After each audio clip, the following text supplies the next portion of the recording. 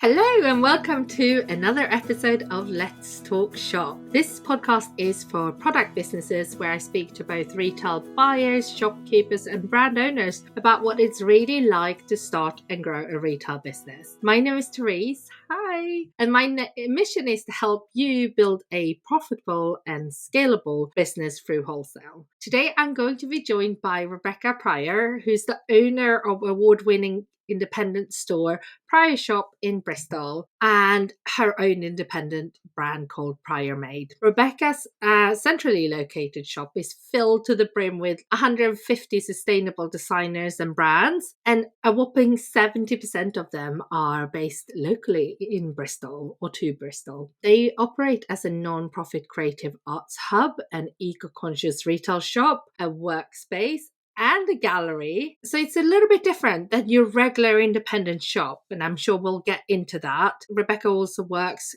a little bit differently with her brands. So I can't wait to find out more and dive in to Pryor Shop and Rebecca's journey on both the brand side and a shop owner side. So let's get into it. Welcome, Rebecca, to Let's Talk Shop. Yeah, thanks for having me. Oh, it's so like when you have like an intro like that, I just was like smiling from ear to ear and getting really like flushed. So thank you. That's such a lovely, honestly, such an amazing intro. Thanks.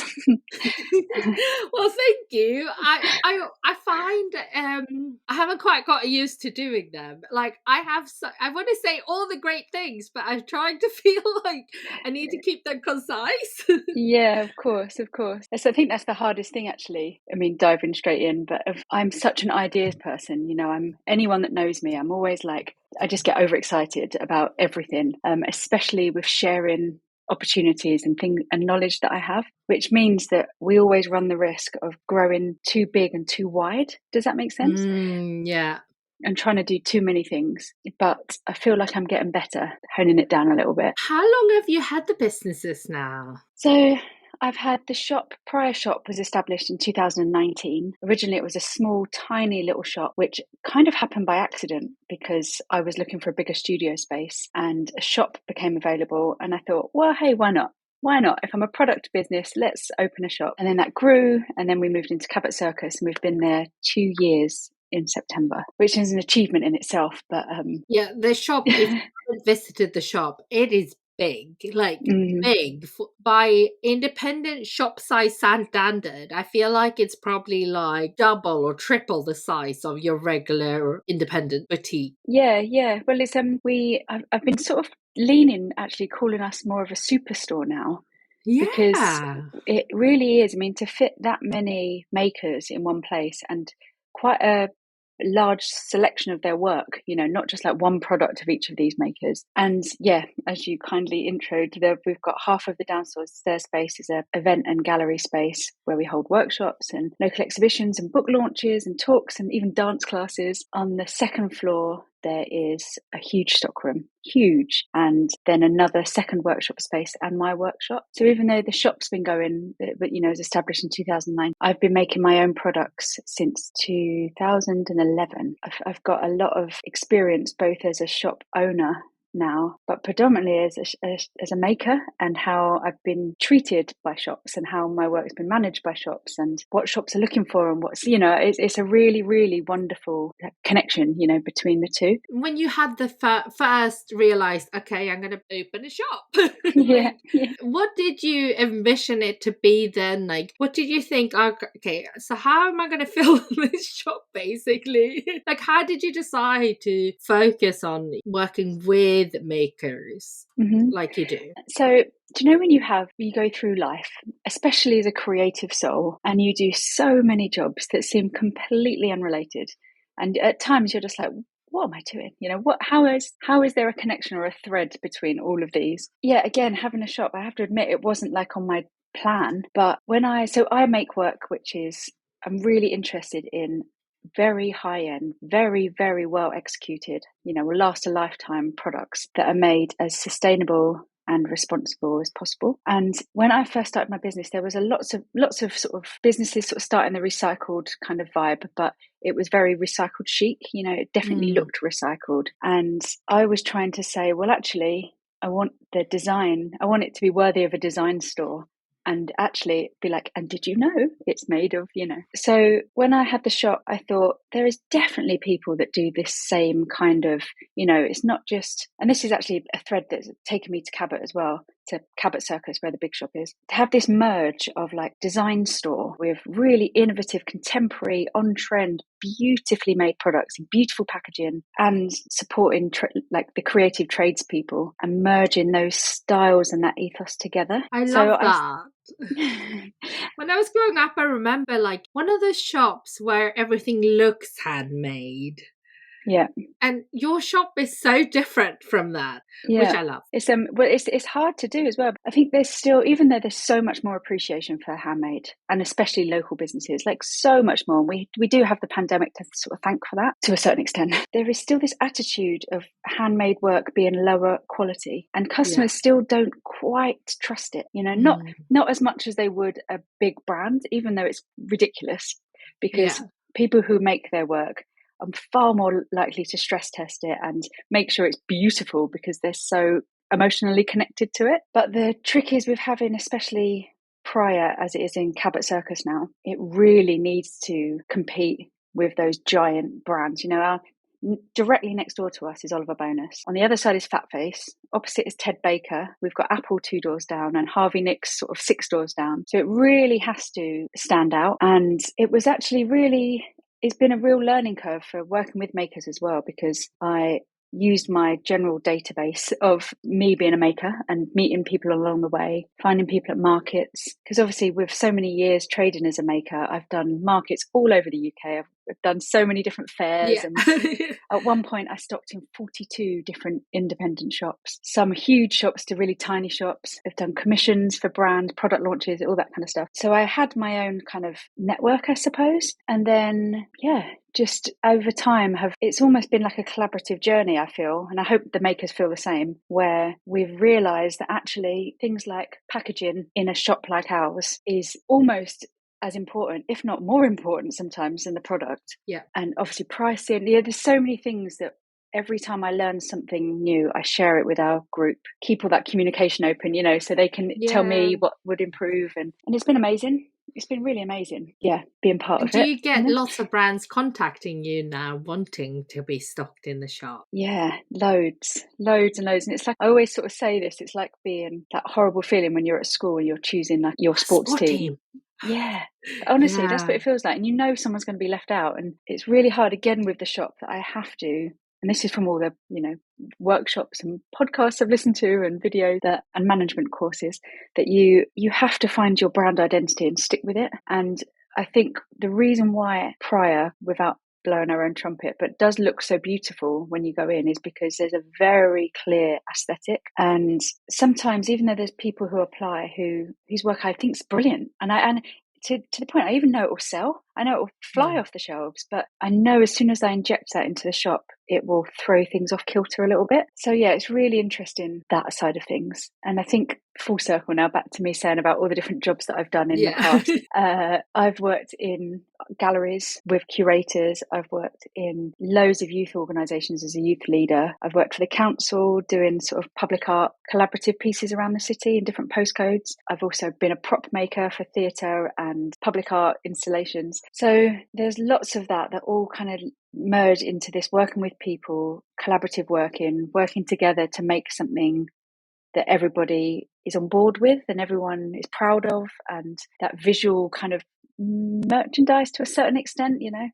My degree was actually art and visual culture, which I find quite interesting now. I'm running a shop sometimes, like piecing it all together. It's almost full circle with what your degree was, without it being buying. Yeah. And I love it. It's hard work. I mean, you speak to any maker, shop owner, anyone in the creative sector.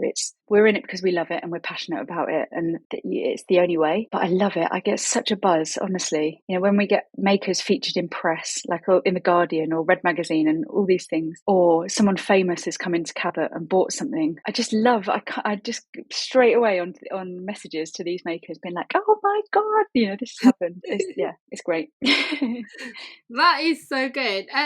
Because I think this is one thing that you do a bit differently, because you work on kind of consignment basis, Hmm. right? Where people brands put their things in your shop, and then when it's sell, they get reports and stuff. But the time you put into making that work with regular reporting, because that's not always the case, Hmm. and like pitching to press and doing all these things, it just makes it much more of a two-way relationship, I think. Yeah, no, completely. And I think it's being, and I can only speak from my own personal opinion of, stocking lots of shops, but there were shops that used to stock my work who ordered huge wholesale orders, and it was wonderful because it was a big order and I didn't have to think about it. But it had to be consistent, it had to be perfect, the pictures had to match, everything had to be. It didn't take the soul out of it at all, but it had to be a very big batch production process. And then I stocked really good sale or return shops who it was more about that relationship, and they shared my brand and my story, whereas wholesale shops tended to just be like, great, thanks, purchase, it's ours now. And then actually the majority of sell or return shops, which is what we call this sort of assignment, we sell it or return it. But so many shops had stocked which were awful. I handed over my work and I had no idea what had sold, wasn't ever paid on time, had no communication about if anything was damaged or customer feedback. Sometimes even at best, I'd get an email saying sales and then just an amount. And I'm like, what size, what color, Yeah. how does this work? And so when I had the opportunity to move to Cabot, there is no way I could afford to buy everyone's work. It's just the shop is enormous, and I sort of knew and wanted to, I suppose, is the main point of it all, that if people were trusting me with their work and trusting me with their creations that they've spent hours on, not just but so much time and money and energy and emotion, that I had to give back. And so I worked with app developers, and we've got a really good automated system now. So as soon as something's sold out, the maker gets a notification. On the 1st and 14th of each month, each maker gets like an inventory on hand report. So it says exactly what we've got in stock. They've also got another app which they can log in and change the dates and see how much is sold within certain timeframes and download it as a PDF. So that's really good at the end of the year, or when you can work out how much is sold, and it's all itemized as well, so you can see exactly Yeah. what has happened. And yeah, pitching to press, we arrange cutouts for everyone. So anybody that's listening, a cutout is a photo image of a product with the background completely removed, and it's what press love, because they can layer it onto articles. So we organise that for makers with a local photographer, and it's just, I just feel, I know this sounds a bit maybe over the top, but honestly, I'm honoured that so many people trust me, and are up for the ride.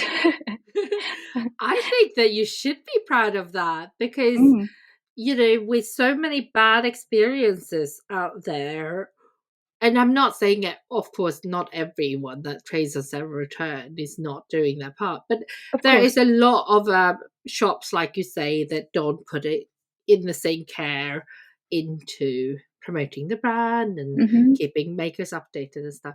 So there's a bad taste there, I think, sometimes. So, I like, I agree. think it's really, really cool that you have all these brands wanting to trade with you, and it's putting their trust in you, but you Mm. also putting your trust in them, right? It's a two-way street.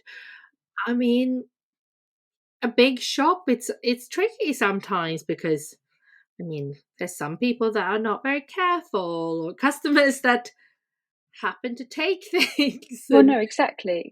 And the other thing that we do as well, I've got another app. This is how I manage it. It's paying for all these apps. It's like an inventory stock check. So every single day we choose a maker and we stock check their work.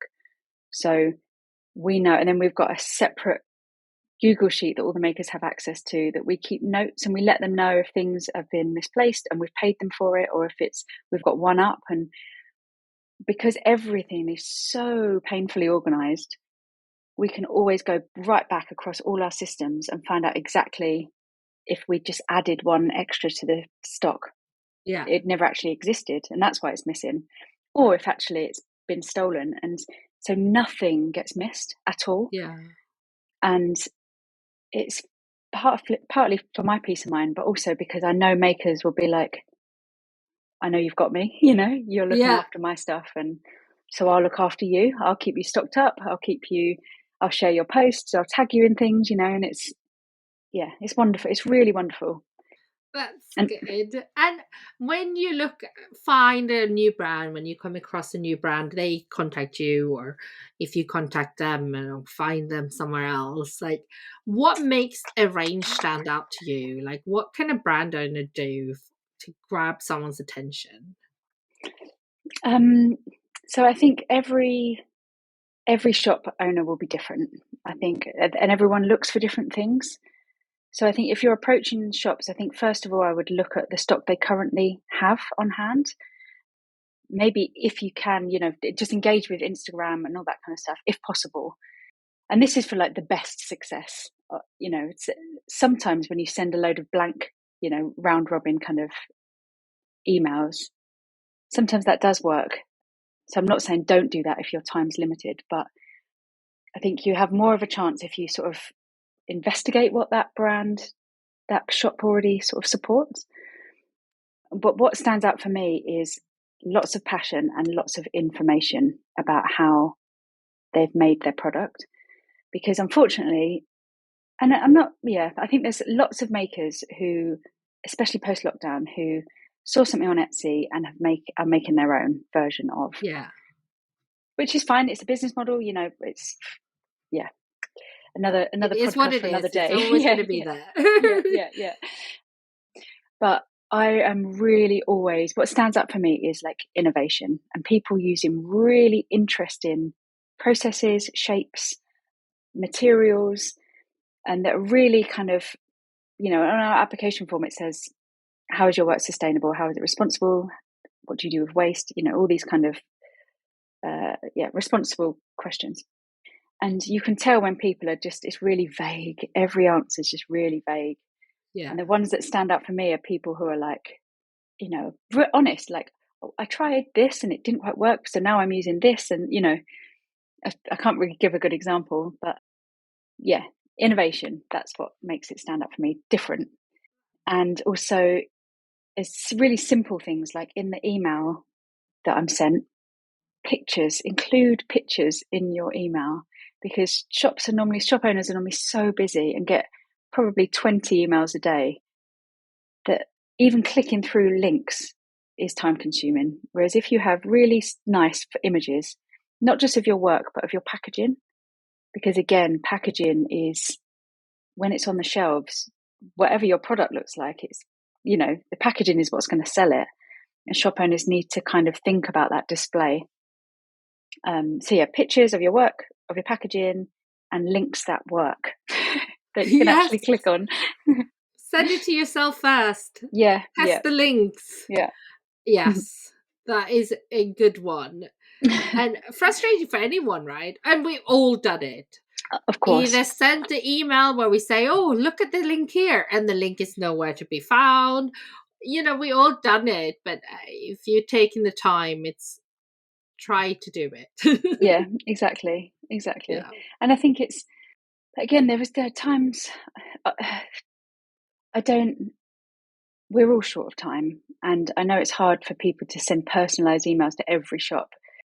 I think just keep it short and sweet with all the information that you need in there, and try not to send it through like MailChimp or anything like that, because I delete those straight away. I can tell it's from like a mail out just from the format of it, and I don't even open it because it feels so generic. I think there's ways to personalize an email without spending hours on it. Mm-hmm. Yeah.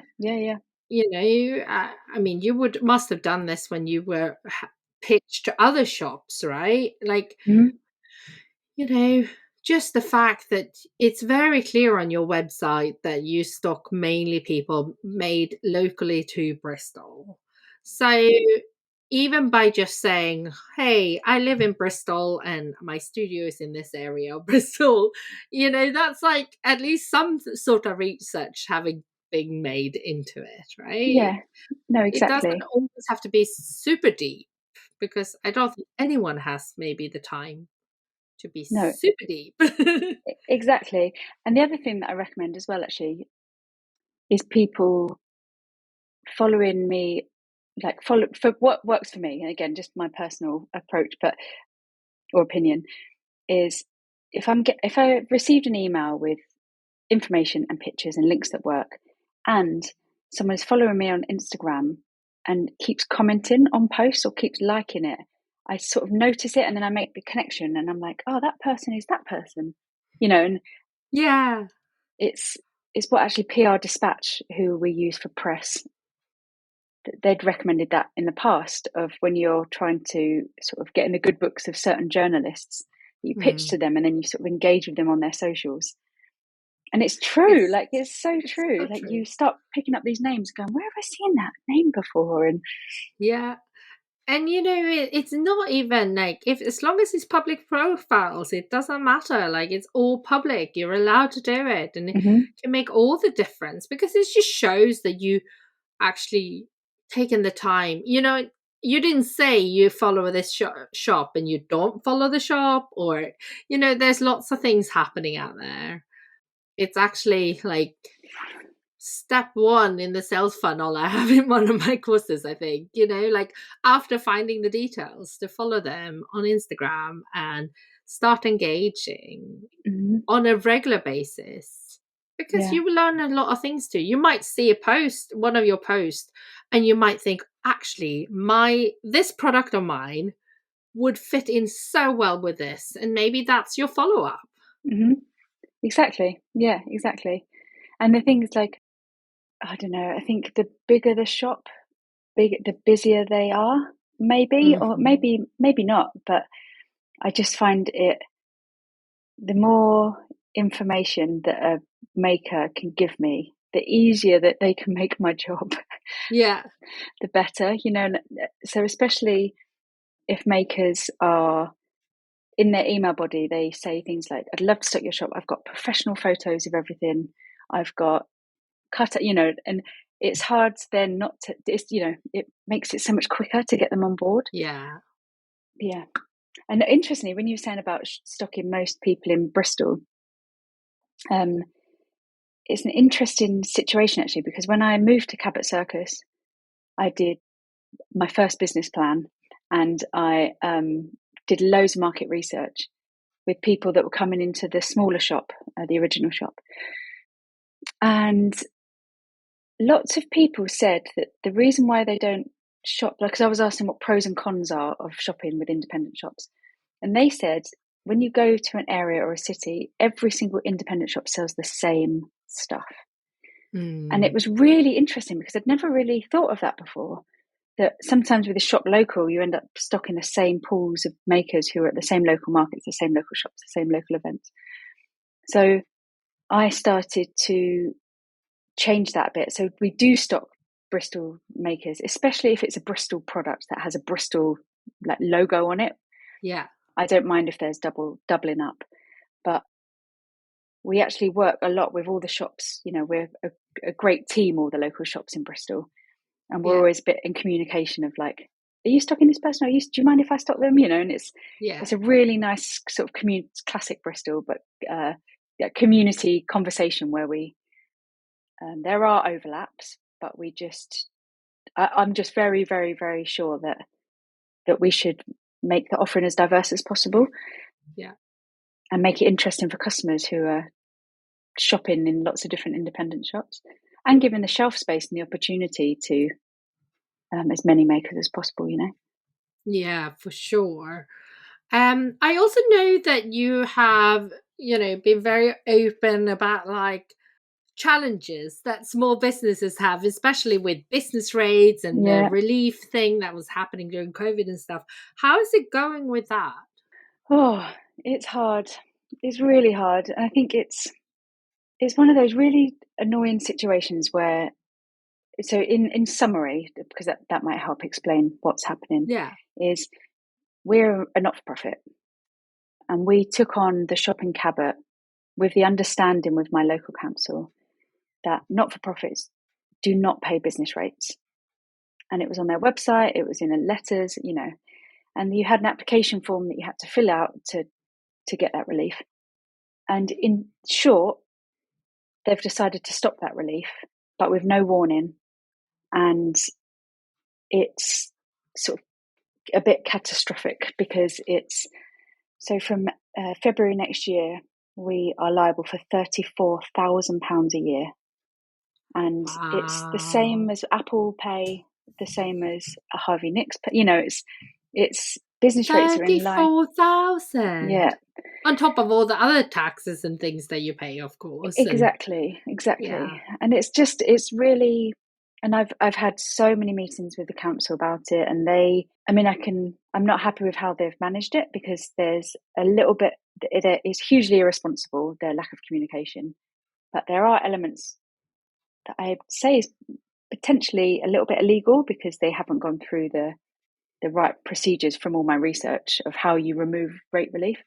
But anyway, the way round it is if I register as a charity, which we're in the process of, and we're halfway there because we're a not-for-profit. We've got all the deliverables, all the sort of members and articles of a non-for-profit and our charitable work. It's just costly to do that, but Yeah. it's the best option I have for longevity in the building. Because loads of people say, well, why don't you just downsize and move somewhere smaller? Which we could, but the reason why we have so much, I don't know, that I believe in the shop so much is because we're giving shelf space to like the invisible makers, you know, that people who would never have that opportunity in high, like fast fashion retail, you know. I don't want to be sort of put in my place, and you know, as an independent and kept to the outskirts.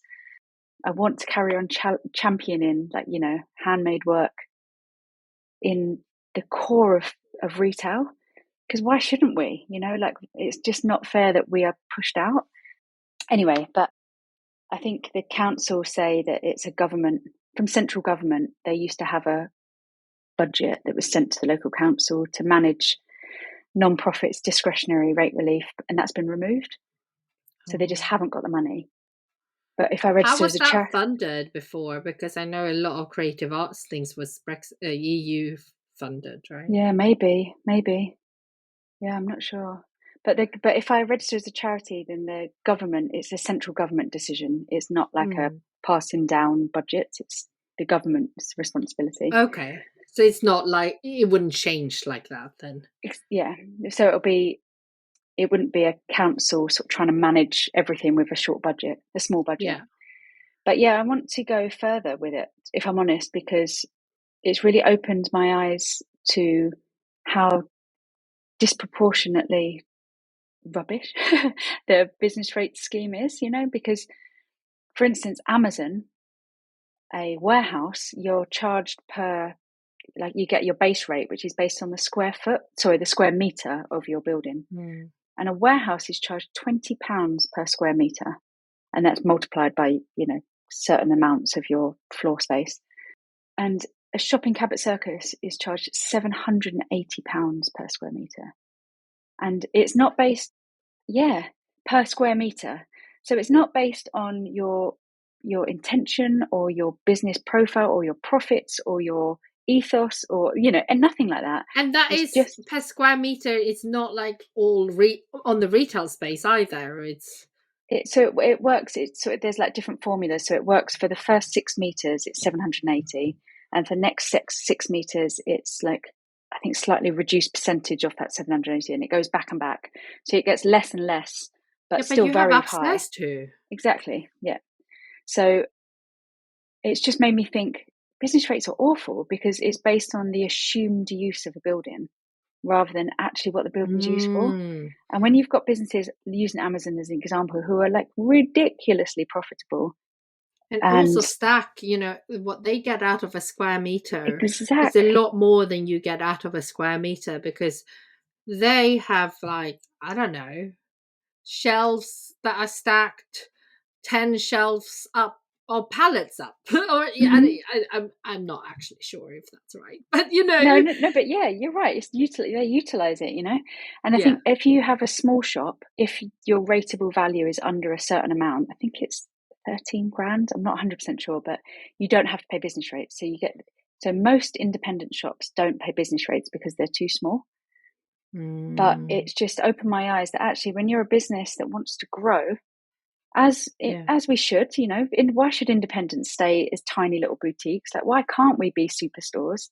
But as soon as you grow, you have these enormous bills that are completely just ridiculous, Mm. So I think at the moment I'm trying to sort of focus all my energy on registering as a charity and getting through Christmas, because I don't want to burn out and then it Yeah. affects the business. But in the new year, I really want to start a campaign with Parliament and just get them to review it, because it's just crazy. Yeah. I For don't, sure. yeah. Well, like, have you been in contact with any other trade associations that are usually connected with retailers and stuff? Are they Yeah, there were, interested at all? Or? yeah, so there's a couple of places in Bristol who are affected with the same business rates relief removal, but they already had small ish places. So even though there's an increase, it's not £34,000, Mm. And you've got the British Retail Consortium, who I am trying to get in contact with, but I mean, they're a huge company, so I'm trying to. So basically, I know that there's no point it will be stronger if there's people already battling this, Yeah. raising awareness of this argument, so I can join forces with, or people who are thinking about it that we can group together. So I know Holly Tucker sent an amazing letter for me that I sent to the council, and Mary Portas, Mm-hmm. she was amazing, and she sent this really supportive sort of, come on, Bristol City Council, sort this out Yeah. letter. So I'm hoping I can touch base with both of those next year to, just see what we can do, just so that more independents can take over the high street, basically, because Mm. it would be wonderful. There's so many vacant units, and it could be filled with independents selling beautiful work for the local economy and the planet and all this kind of stuff. But we are outpriced Yeah. because it's stupidly priced, Yeah. Have you spoken to like places like Byra and that sort of thing? No, Byra is what's a that? British Independent Retailers Association. Okay, yeah. I mean, I haven't been speaking to them for years. I'm more part of like the Giftware Association now, and we do have retail members, but Byra has more retail Yeah, yeah, members. yeah. Okay. So Oh, thanks. Yeah, great. I don't know if it. I don't know what they already, what they're doing, but I know from the Giftware Association's point of view, our CEO goes to I think they're called the Genesis meetings or breakfasts, which is like with a member from the government, and it's, so there's like regular meetings, and she also does Bank of England. There's a lot of, so the trade associations should have certain ins, I suppose, with people. Yeah, definitely. Oh, yeah, that's interesting. I'll look that up. And there's so many Um, names that all sound similar. So many I organisations know. but so many different retail association consortiums. Yeah. Yeah, so many, and it gets very, very confusing. I feel like when you're doing something like the way you want to do it, is like you might as well contact everyone, Yeah, basically. exactly. See what sticks. Yeah, exactly. And And I, so, how about plans for your own brand? Because you still do have a prior made, and you still make stuff. yeah. So there's two. So I've been really trying to keep both afloat, which I've had to accept that it's impossible. And Mm, I'm not closing down Primate at all, but I decided to move into a big superstore, yeah, and it's just an enormous amount of work. And so there's two things that are happening, which I'm really excited about.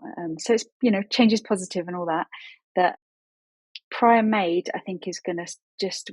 I've got a CNC machine, which is amazing, yeah, which is like a computer controlled, milling machine. So I'm going to slightly reduce my range a little bit with Prior Made and start doing more sort of.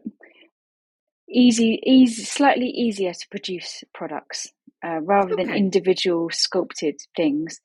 Yeah. Something that's just a bit more easy to execute, because I've got to keep Prior Made going because it's my salary. The shop doesn't ever have enough to pay me for as a manager, so I have to keep Prior Made going. But what's more exciting is with Prior Shop, all of the team are creatives and we are developing in-house made products. So the staff team, we're all rotating around into the workshop upstairs to produce homewares, all with like a conscious angle, using either recycled or innovative, processes, materials. And yeah, so I'm getting some labels made up where it's going to say designed by, and then the member of staff writes their name, and made by, and then the person that actually made it writes their name. So this is from jewelry, homewares, all sorts of Wow, things. how exciting. Yeah, so we're going to soon have our own like Prior products, which is going to get hella confusing because you've got Prior Shop, Prior Made products, and my brand, Prior Made.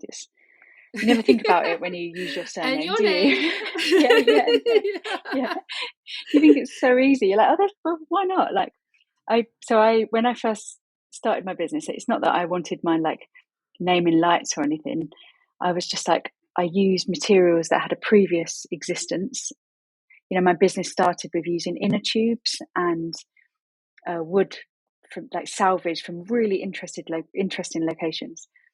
I'd include the story of the material and where it came from with every product. Mm. And I was just like, previous use, like prior. This is a great use of names here. Yeah. But yeah, I wish I'd called the shop something different because it's so confusing, especially when people buy gift cards and they always try and use the wrong gift card on the wrong website. And Well, there's not that much you can do. People know Prior Shop now, yeah, don't it's they? true. I don't know. Maybe there's something you could do, but so how can people support you? So one, obviously shop from you, but Yeah. with regards to all the other work that you're doing with like putting pressure on the council and working out and the whole thing that you hoping to do more of next year, can people support you on that somehow too? Yeah, well, we've got a petition still going on change.org. The Mm-hmm. link's on my website. But if I'm honest, I mean, it's great to have that because it builds up momentum. But I think so. Yeah, I think so. That's a vague answer, but I think if everyone could sign that petition, because what happens then is when I go to start a new one with Parliament, Yeah. which I need to get 10,000 signatures for, Yeah. I can do an update to everyone who's signed the change Oh, yes, of petition course. with a link. So that'll be the Yeah. best way to sort of start being engaged of how to help us in the future, or help all independents in the future. And yeah, shop, we've got an amazing online shop. I love it, and we work so hard on it. And just not many people know that as an independent, we have such a big website. Everything we stock is online. Wow, everything. Yeah. We really, really, yes, we have a whole team of us that were on the website all day and editing Yeah. the banners every day, and yeah, so much stuff. And also, it's just we're trying to think of innovative ways. I keep using this word innovative for some reason in this podcast. It's a good word.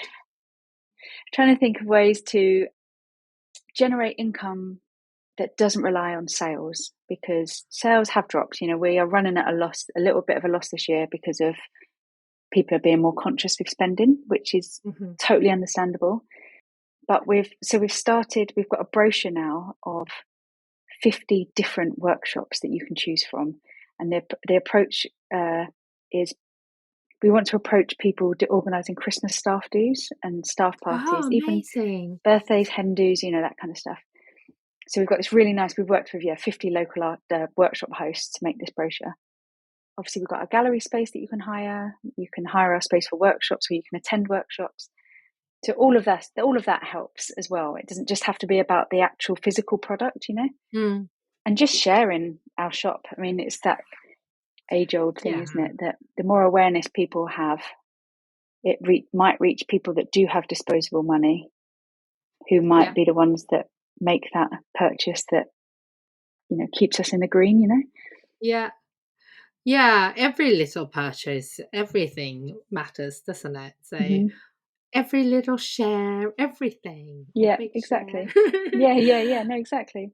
So I will pop the petition link and obviously the link to the online shop and all your details like social media and stuff in the show notes. Oh, thank you. And yeah, thank you so much for coming and sharing and talking about what you do. And I love how passionate you are about independent makers and keeping that artisan, like all that talent alive and thriving, I suppose. It's really, really cool. So thank you so much.